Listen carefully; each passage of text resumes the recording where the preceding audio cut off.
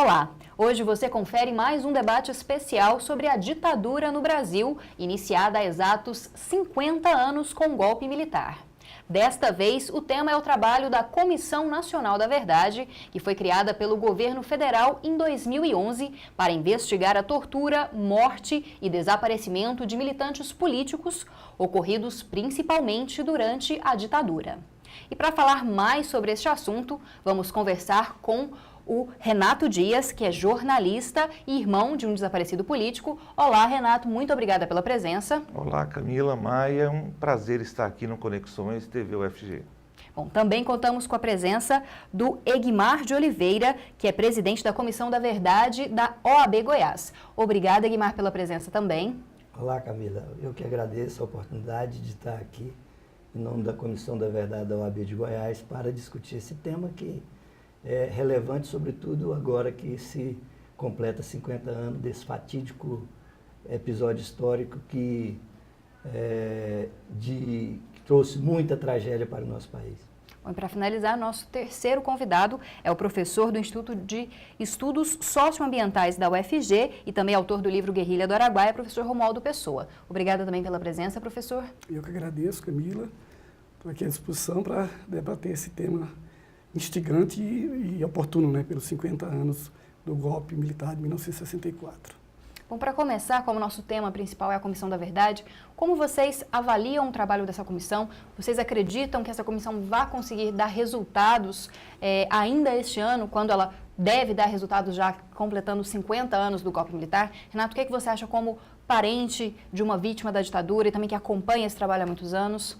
A presidente da República, Dilma Rousseff, prorrogou os trabalhos até dezembro de 2014. A expectativa é que a Comissão Nacional da Verdade consiga elucidar principalmente os casos dos desaparecimentos forçados ocorridos de 1964 a 1985, que é o período que eu considero da ditadura civil e militar, que ela não teve apenas uma face militar. Romualdo Pessoa, historiador, autor dos principais livros sobre a Guerrilha do Araguaia, discorda, acha que ela foi apenas militar, mas ela teve uma conexão civil, sobretudo no financiamento dos organismos de tortura e na gestão da economia. Então, a expectativa dos familiares dos desaparecidos é que o caso específico do meu irmão Marcos Antônio Dias Batista, que era da VAR Palmares, a mesma organização da qual fez parte Dilma Rousseff, com 15 anos de idade, seja elucidado. E outros casos, entre 15 mortos e desaparecidos de Goiás, como José Porfírio de Souza, ex-deputado estadual,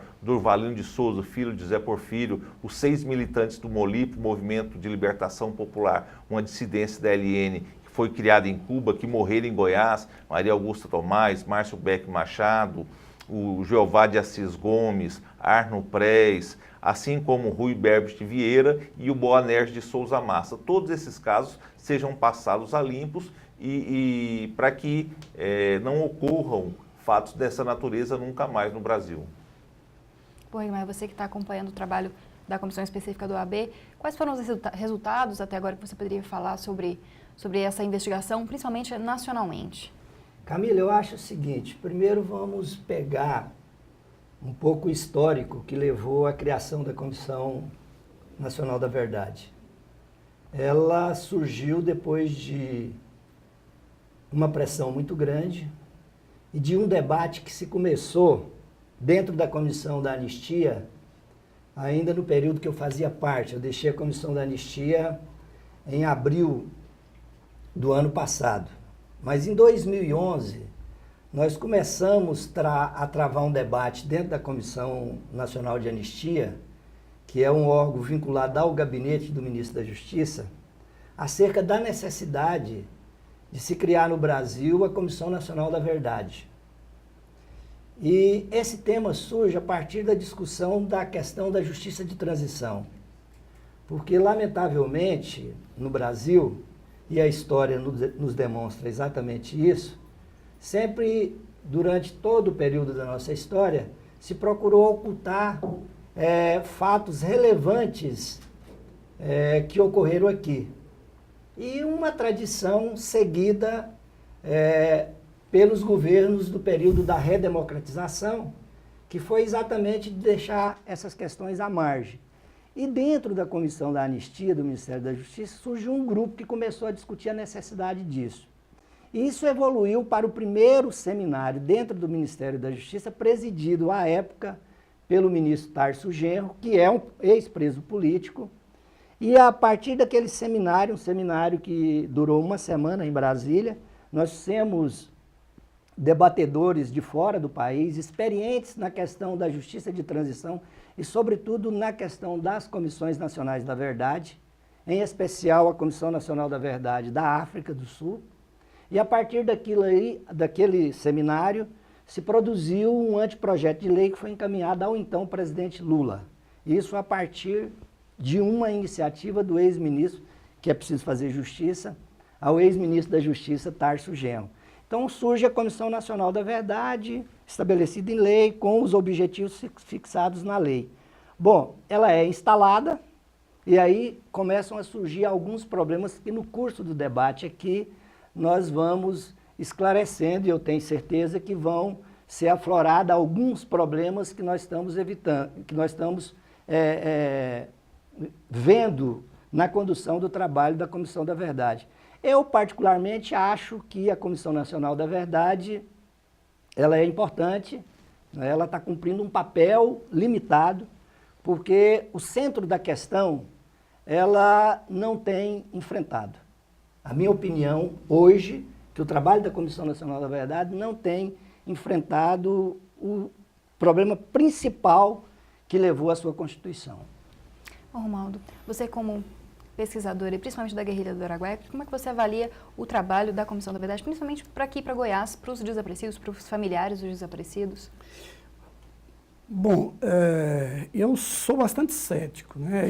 Eu considero extremamente relevante e importante a existência da Comissão da Verdade, né? No entanto, ela surgiu numa época já meio extemporânea, né? Eu acho que a comissão ela devia surgir exatamente no período da transição. Demorou muito a aparecer. E isso se deve, claro, ao próprio processo existente aqui no Brasil de uma transição bastante conciliadora, né? Então, isso, evidentemente, evitou que se falasse de questões extremamente relevantes, de responsabilizar aqueles que estiveram envolvidos no processo de perseguições, assassinatos, torturas, até porque muitos também desses que participaram no período da ditadura militar também estiveram presentes nesse processo de transição, né, da ditadura militar para o governo civil, né? Como o Edmar aqui já falou, e ele participou efetivamente, né, da Comissão da Anistia, que já vem fazendo trabalho já há bastante tempo, e, aliás, é uma das que mais dá subsídio para a Comissão da Verdade. Poderia dar, não tem dado por conta exatamente de divergências políticas dentro do governo.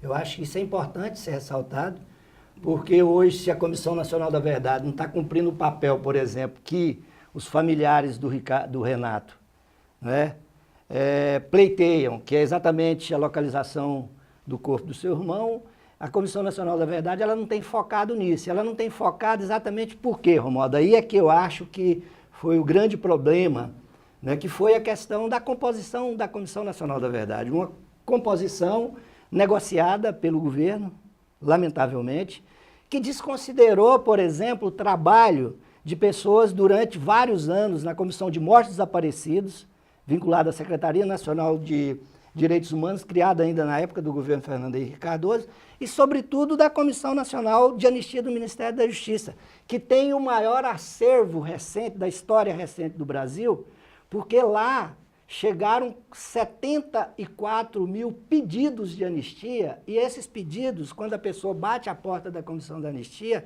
ela tem dois objetivos. O primeiro é que ela seja declarada anistiado político, ou seja, um órgão do Estado ligado ao gabinete do ministro da Justiça o declara anistiado político, portanto, o Estado brasileiro está reconhecendo que cometeu uma violação de direitos humanos contra aquela pessoa, então esse é o primeiro objetivo da pessoa que bate a porta da Comissão da Anistia, e segundo, ela pleiteia uma reparação econômica que está prevista na lei.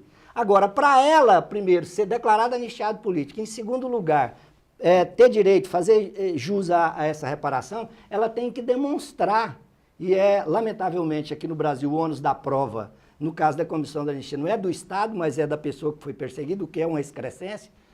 Aí essa pessoa, para ter esse direito, ela juntou todos os documentos.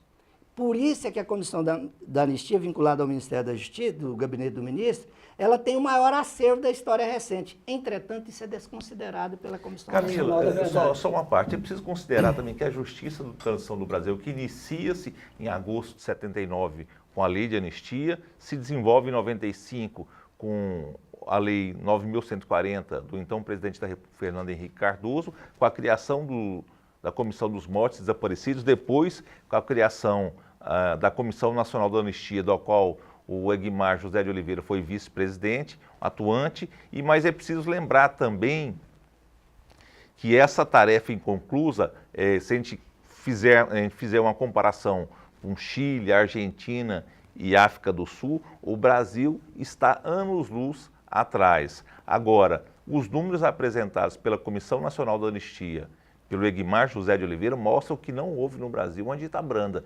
74 mil pedidos de anistia política significa que o que a Folha de São Paulo disse, a ditadura do Brasil não foi branda nem leve. Não sei se o Romualdo concorda.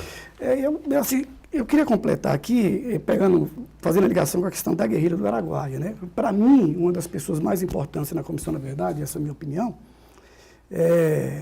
ele terminou se afastando por divergências internas, que é o ex-procurador Cláudio Fonteles, né? E ele, inclusive, era quem estava mais à frente desse processo de identificar os problemas por trás da guerrilha do Araguaia, né? Essas divergências internas, elas também são responsáveis por limitar a atuação da Comissão da Verdade. Mas não só isso, né? Acho que há uma pressão, uma pressão política muito grande, né? E o governo Dilma Rousseff, como era também o governo Lula, é um governo exatamente de composição política, né?